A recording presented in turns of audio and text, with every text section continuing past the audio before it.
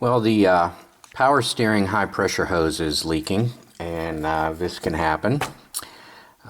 Happens a lot on BMWs. This is a Jeep Grand Cherokee.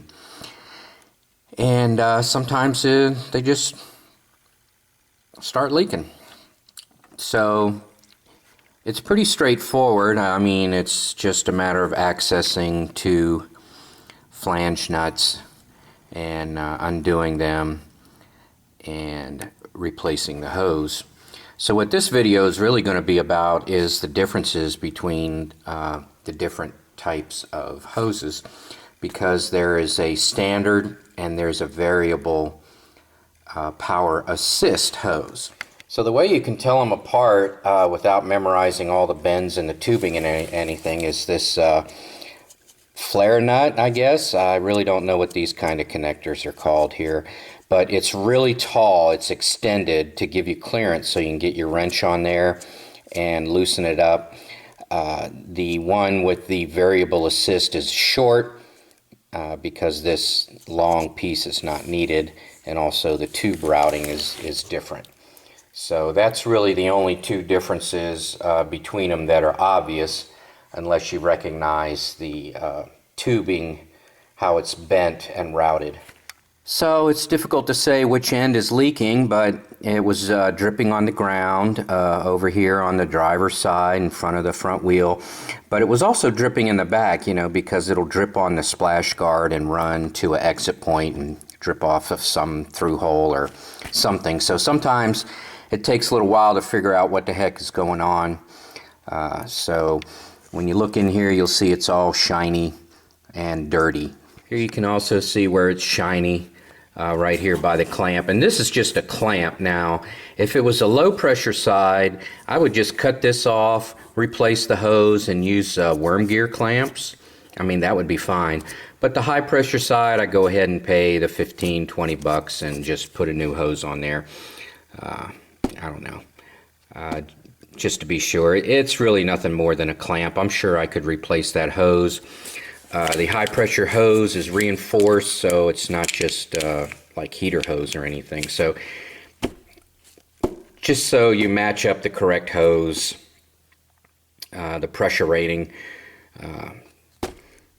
I just go ahead and buy the whole part. All right, in this case, it's easy to get. It's the one on the left, so I don't have to remove the one on the left to access the one on the right. But if you were replacing the low pressure hose, which is the return line on the right hand side, you would need to remove the high pressure hose on the left hand side. So this is going to be a pretty easy fix, and the way that works is you just get an 18mm crow's foot, but they call this type of tool a crow's foot.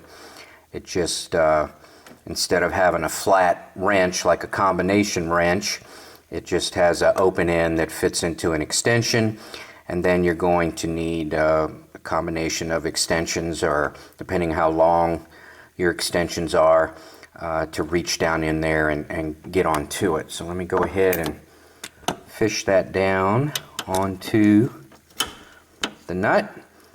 Then I like to start it with a breaker bar, and then I'll use a ratchet once I break it loose. So these suckers are on there pretty tight. A 3/8 should work, 1/2 inch probably better.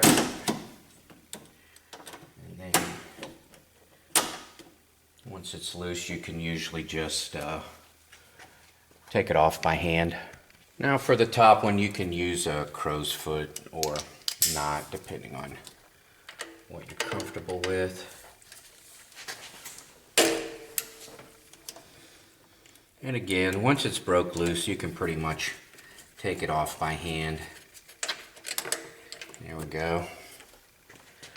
Then you want to check to make sure your seals are on both the ends here, and that way you know it's not inside the part. So if you have your O-rings on the end of your flared tubing here, then you should be good to go. There shouldn't be anything in there from a previous install, because if you double O-ring, it'll leak like crazy. All right, we have our new part. It comes with new O-rings for the end of the flanges, and then it comes with caps to plug up the old one to keep it from dripping out, but I just throw them away. So we'll go ahead and install those. Now, for whatever reason, the way I want to install them is not the way it needs to be installed. I want to start the flange into the hole of the device, whether it's the pump or the power steering gearbox. I want to push it down in there, and then I want to put the nut on and start the nut. Well, that doesn't work.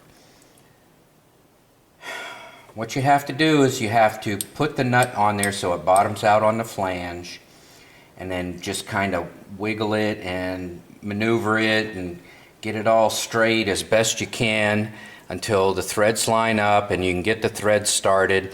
And then once you get the threads started, about 3 or 4 threads started, then you can work on the other end. And then once you get both ends started, you can snug everything up and align it and twist it and get everything so it doesn't rub any other parts and cause a wear, which could cause a leak later on. You know, you don't want 2 hoses rubbing together. So anyway, that's my little trick. Don't try and set the flange into the pump or the steering gearbox. You need to put the nut all the way down and then start the nut with it all the way down, and then later on you can set the bottom and finish snugging it up before you make your final adjustments and tighten it up. All right, then be sure and check your fluid level. If you put too much in here, you're going to have to vacuum it out. And I say vacuum it out, but you're going to have to pump it out. You really don't want to mess with the low pressure return line going in there. That plastic nipple has a tendency to break off. If you do replace the low pressure line just because you want to replace them both at the same time because they're old, or you just want to do it, I do that sometimes, just replace all the hoses because I'm replacing one of them. You want to cut it off. Cut it in 2 at a convenient location, and then take the clamp off and take a razor blade and split it off. And remember, if you put too much in there, you're going to have to draw it out with some sort of vacuum pump or something. There's really no drain on here. So just word of advice.